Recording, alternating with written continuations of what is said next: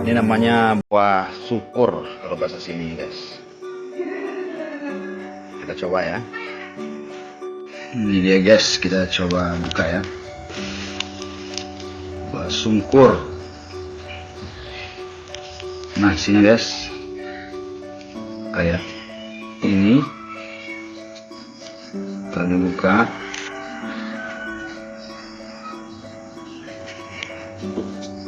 Berbiji-biji, guys. Kita coba ya. Bismillah.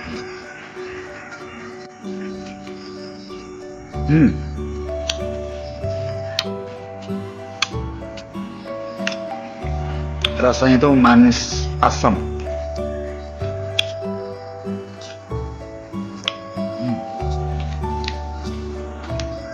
Bijinya bisa ditelan.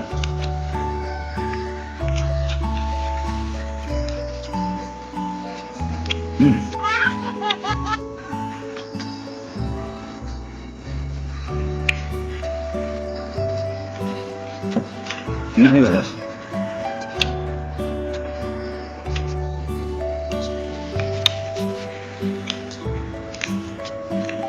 Kata orang sini sih namanya buah syukur, karena cara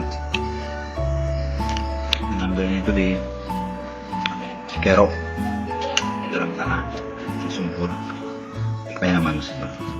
Nah,